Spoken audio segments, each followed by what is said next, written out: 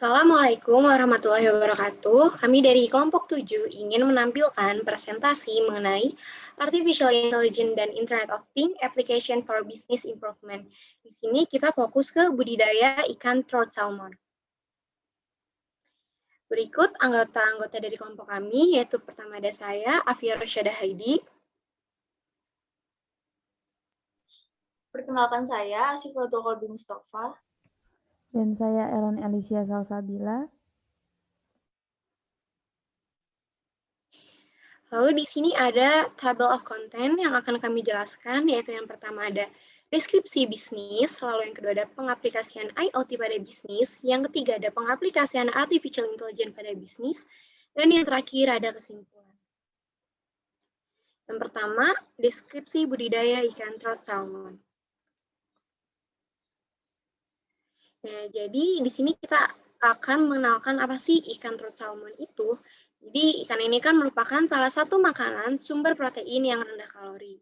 Selain itu, di Indonesia kita dapat dengan mudah menemukan berbagai jenis ikan, baik untuk dikonsumsi atau dijadikan sebagai hewan peliharaan. Nah, salah satu jenis ikan yang banyak ditemui di Indonesia yaitu ikan trout. Nah, ikan trout ini bisa beradaptasi dengan suhu perairan negara tropis dan juga merupakan ikan air tawar. Nah, jadi jenis ikan trout yang kami budidaya ini mirip seperti ikan salmon dan suka berkamuflase dan juga berada dalam satu famili dengan salmon. Bahkan sebagian besar sashimi yang tersaji di Cina, dia tuh bukan berisi potongan ikan salmon, tapi isinya itu potongan ikan rainbow trout. Nah, biasanya ikan trout ini hidup di danau dan sungai. Ikan trout biasanya juga hidup di air dingin yang punya suhu 10-16 derajat Celcius.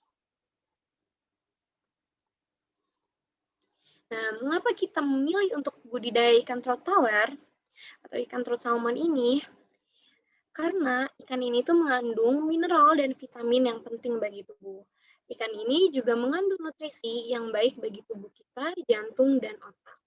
Selain itu, ikan trout merupakan komoditas unggulan yang saat ini masih terus dikembangkan oleh pemerintah Indonesia untuk meningkatkan produksi pada sektor perikanan.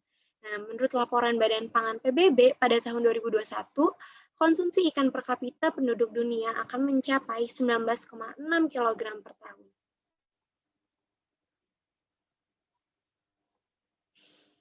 Nah, dengan tumbuhnya perekonomian Indonesia, kesadaran masyarakat akan konsumsi ikan semakin tinggi. Ditambah lagi dengan adanya program Gemar Makan Ikan yang dikampanyekan oleh KKP, yang akhirnya dia nyebabin angka konsumsi ikan itu akan terus bergerak naik. Nah, menurut KKP News, pada tahun 2018, produksi ikan air tawar akan menyalip produksi perikanan tangkap yang ada di laut. Nah, mengapa demikian? Karena produksi perikanan tangkap akan mengalami penurunan akibat overfishing. Nah, ikan di laut semakin sulit didapatkan kalau misal terjadi overfishing. Nah, bahkan bila tidak ada perubahan model produksi, para peneliti meramalkan pada tahun 2048 tak ada lagi ikan untuk ditangkap. Kenaikan budidaya ikan dalam kolam air tawar menaik cukup besar, yaitu berkisar 11% setiap tahun. Hal ini tuh nunjukin ada gairah besar di masyarakat buat ngembangin usaha budidaya ikan air tawar.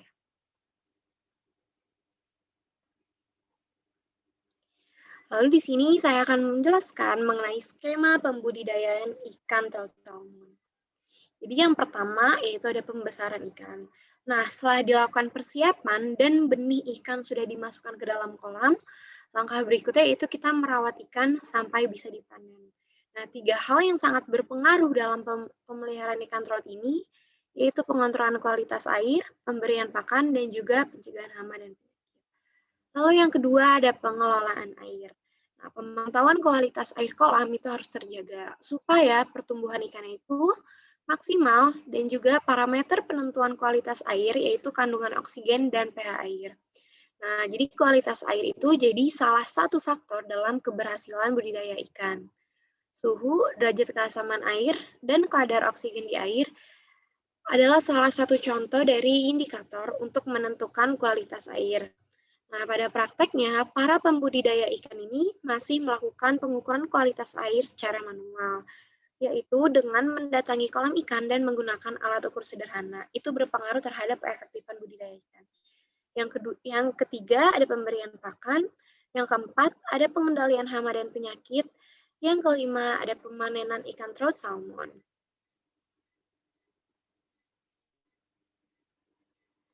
Lalu selanjutnya ada perkembangan pertumbuhan ikan yang dibudidayakan. Itu ditentukan oleh 8 faktor berikut, yaitu yang pertama ada mutu pakan yang tersedia, yang kedua jumlah pakan, yang ketiga frekuensi pemberian pakan, yang keempat temperatur, yang kelima stabilitas mutu air dan minuman harian serta rata-rata, yang keenam ada keefektifan sistem pembuangan limbah, metabolik, cara biologi, fisik, dan atau mekanik, yang ketujuh ada besaran dan frekuensi stres lingkungan terhadap spesies yang dibudidayakan, yang kedelapan ada kesehatan spesies yang dibudidayakan, dan yang terakhir potensial genetik bagi pertumbuhan. Oleh karena itu, di sini kami memanfaatkan dan menerapkan teknologi IoT dan Artificial Intelligence pada budidaya ikan, sehingga menjadi lebih maju, efisien, dan efektif. Selanjutnya, teman saya akan menjelaskan analisis peran IoT dan Artificial Intelligence dalam budidaya ikan trout salmon ini. Ini juga akan memungkinkan jenis produk dan layanan baru yang ditawarkan di berbagai bidang aplikasi.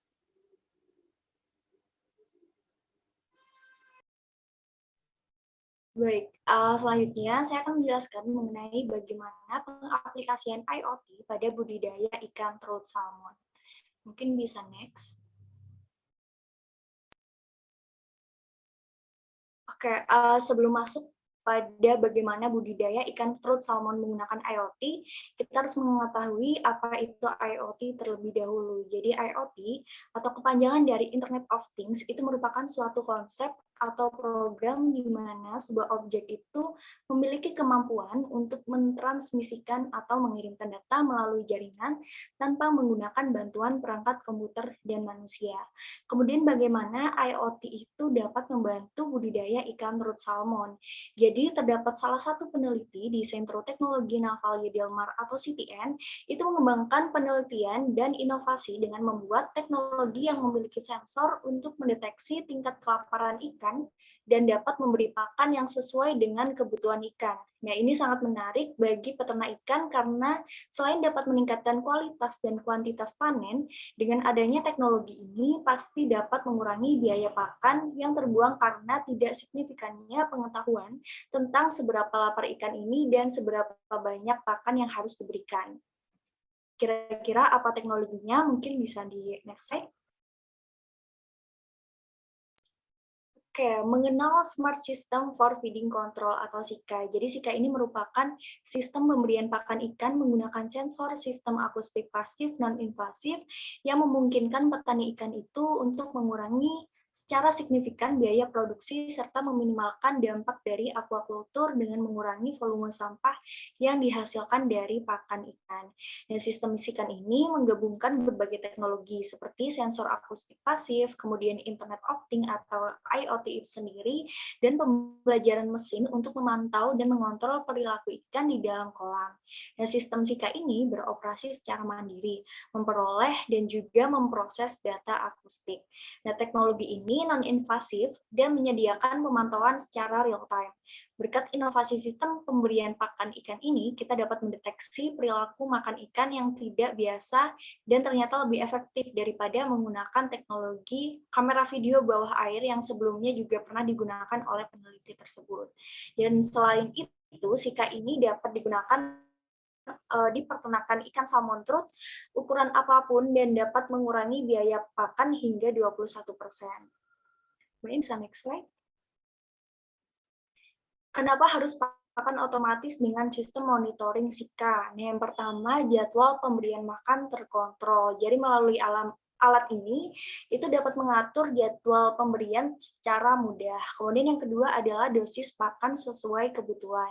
Kemudian yang ketiga, ada proses pemantauan dan pemberian pakan. Jadi untuk proses pemantauan dan pemberian pakan ini dapat dikendalikan melalui aplikasi yang telah terinstall pada ponsel pintar. Kemudian yang ketiga itu adalah yang keempat adalah siklus panen lebih singkat. Jadi penggunaan feeder otomatis ini mampu menurunkan angka FCR atau feed conversion rate dan meningkatkan ADG atau average daily growth dengan siklus panen menjadi lebih singkat. Kemudian yang terakhir adalah meningkatkan ketahanan budidaya salmon. Jadi selain feeder, Sika ini juga memiliki produk disease prevention system yang mampu meningkatkan ketahanan budidaya salmon trout terhadap suatu penyakit sehingga dapat mencegah terjadinya gagal panen.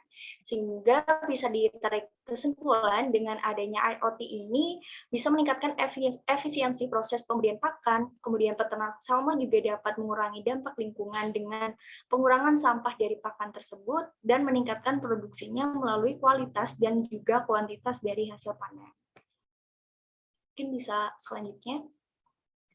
Selanjutnya akan dijelaskan oleh teman saya. Oke, selanjutnya kami mempunyai gagasan untuk mengaplikasikan AI atau kecerdasan buatan pada budidaya ikan trut salmon ini.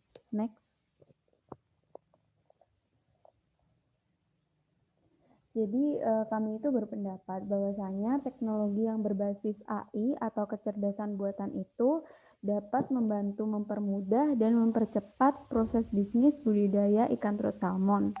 Dengan mengaplikasikan AI atau kecerdasan buatan, tugas-tugas yang awalnya dikerjakan oleh manusia bisa digantikan dengan mesin dan program komputer. Sehingga manusia hanya tinggal memantau atau mengawasi tugas-tugas si mesin AI ini melalui layar komputer atau smartphone saja. Nah, peran kecerdasan buatan dalam budidaya ikan trut salmon ini akan kami jelaskan di slide selanjutnya. Next. Nah, yang pertama kita bisa memanfaatkan kecerdasan buatan untuk mengukur kualitas air.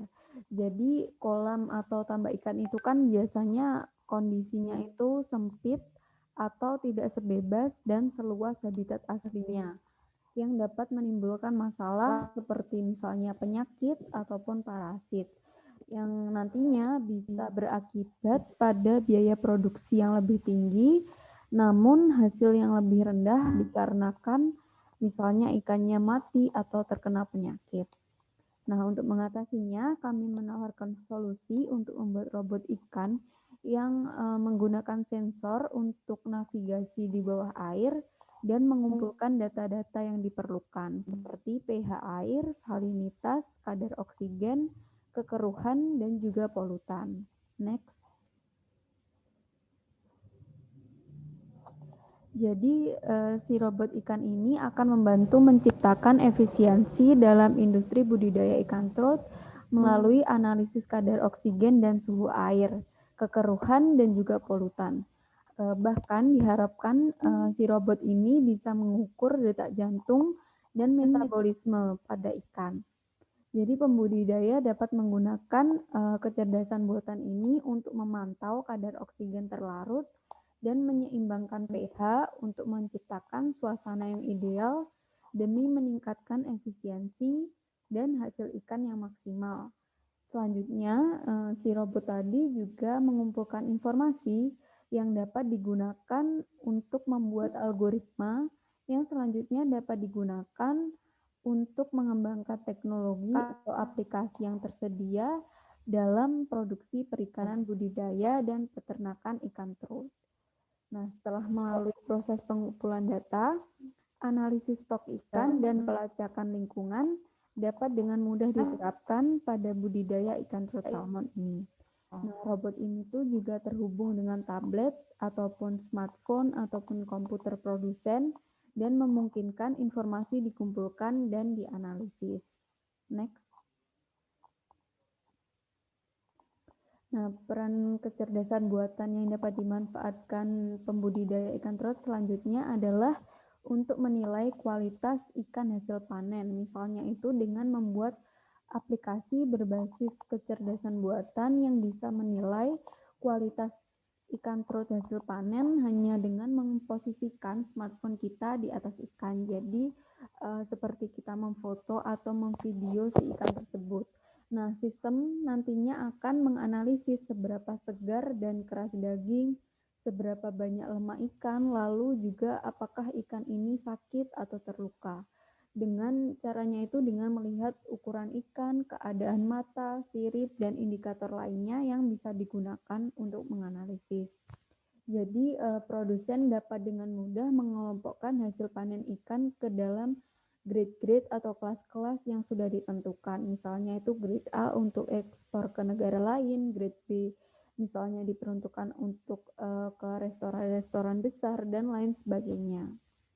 Nah, mungkin itu saja peran-peran dari kecerdasan buatan yang bisa ditambahkan dan dimanfaatkan oleh bisnis budidaya ikan trout salmon ini. Harapannya pelaku bisnis ini dapat menciptakan efisiensi dan dengan memanfaatkan teknologi kecerdasan buatan. Selanjutnya, untuk kesimpulan dari materi kami akan disampaikan oleh rekan saya.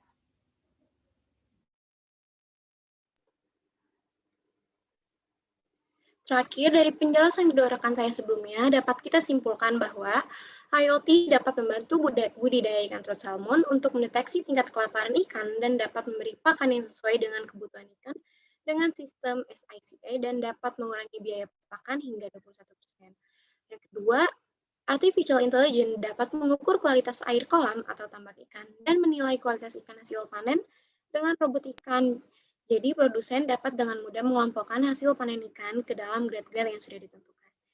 Dan yang terakhir, penerapan teknologi IoT dan Artificial Intelligence pada budidaya ikan menjadi efisien dan efektif. Dengan adanya teknologi ini, pasti dapat mengurangi biaya dan menghemat tenaga manusia. Sekian presentasi dari kelompok kami. Mohon maaf atas kesalahan. Assalamualaikum warahmatullahi wabarakatuh.